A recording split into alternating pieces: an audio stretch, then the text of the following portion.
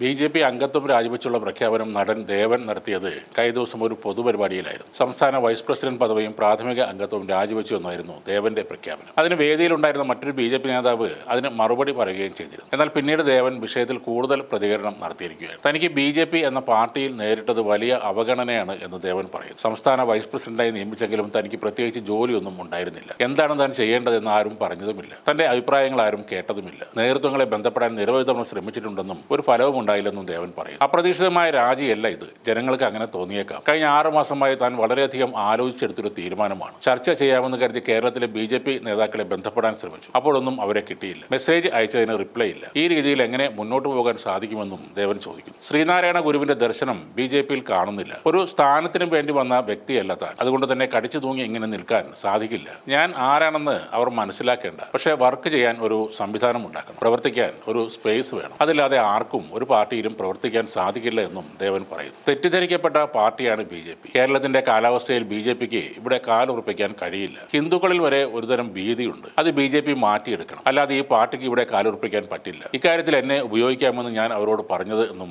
ദേവൻ പറയുന്നു. Vice president പദവി തന്നപ്പോൾ താൻ അവരോട് ചോദിച്ചിരുന്നു എന്താണ് താൻ ചെയ്യേണ്ടതെന്ന്. കാരണം 4 or 5 വൈസ് പ്രസിഡന്റുമാർ അപ്പോൾ തന്നെ ഉണ്ട്. അതുകൊണ്ടാണ് താൻ എന്താണ് ചെയ്യേണ്ടതെന്ന് ചോദിച്ചത്. അതിന് ഉത്തരം നൽകാൻ ബി.ജെ.പി. നേതാക്കൾക്ക് ആർക്കും കഴിഞ്ഞില്ല. അപ്പോൾ സംശയമുണ്ടായി. ഉത്തരവാദിത്തമില്ലാതെ എന്ത് ചെയ്യാൻ കഴിയുമെന്ന്. ജനങ്ങൾക്ക് എന്നെ വിശ്വാസമാണ്. എന്നാൽ എന്റെ പാർട്ടിയെ വിശ്വാസമില്ല. 2004 പിന്നീട് 2006 ഇലക്ഷനിൽ നിന്നു. രണ്ടിലും തോറ്റു. പിന്നെയാണ് 2021 താനും അമിത്ഷായും മാത്രം ഡൽഹിയിൽ ഒരു യോഗം ചേർന്നത്. അങ്ങനെയാണ് KPP ബി.ജെ.പി. ലയനം തീരുമാനിച്ചത്. ഏത് സീറ്റ് വേണമെന്നാണ് അമിത്ഷാ എന്ന് ചോദിച്ചത്. ഒരു സീറ്റിന് വേണ്ടിയല്ല താൻ പാർട്ടിയെ ലയിപ്പിക്കുന്നതെന്ന് അദ്ദേഹത്തിന് വിശദീകരണം നൽകുകയും ചെയ്തു. തെറ്റിദ്ധരിക്കപ്പെട്ട ബി.ജെ.പിയെ ജനങ്ങളിലേക്ക് എത്തിക്കുന്നതിന് തനിക്കൊരു സ്ഥാനം വേണമെന്നും അമിത്ഷായോട് പറഞ്ഞെന്നാണ് ദേവൻ പറയുന്നത്. 2024 കേരളത്തിൽ തിരുവനന്തപുരത്ത് രാജീവ് ചന്ദ്രശേഖരന്റെ ജയത്തിന് എന്റെ വലിയൊരു സംഭാവനയുണ്ട് എന്നുകൂടി ദേവൻ പറയുന്നു. അത്രയും വോട്ട് കിട്ടാനുള്ള ഒരു സാധ്യത എന്റെ പ്രവർത്തനങ്ങൾ ഉണ്ടായിട്ടാണെന്നും ഞാൻ വിശ്വസിക്കുന്നു. ഈ 5 വർഷം ബി.ജെ.പിയിൽ വർക്ക് ചെയ്തതിന് ശേഷവും എന്റെ ലൈൻ വേറെയാണെന്ന് എനിക്ക് തോന്നുന്നു. അതെനിക്ക് ബോധ്യപ്പെട്ടു. അതിന്റെ അടിസ്ഥാനത്തിൽ 4-5 മാസങ്ങൾക്ക് മുമ്പ് ചില തീരുമാനങ്ങളെടുത്തു. 2023 എനിക്ക് തന്ന വൈസ് പ്രസിഡന്റ് സ്ഥാനം അടുത്ത വർഷം തന്നെ തിരിച്ചെടുത്തിരുന്നു. പക്ഷേ അത് തന്നെ ഇതുവരെ അറിയിച്ചിട്ടില്ലെന്നും ദേവൻ പറയുന്നുണ്ട്. എന്നിട്ടും തെരഞ്ഞെടുപ്പ് പ്രചാരണങ്ങളിൽ എല്ലാം തന്നെ പങ്കെടുത്തു. കഴിഞ്ഞ 4-5 മാസമായി ഞാൻ ഇതിനെക്കുറിച്ച് ആലോചിക്കുകയായിരുന്നു. ഇത് ചർച്ച ചെയ്യാൻ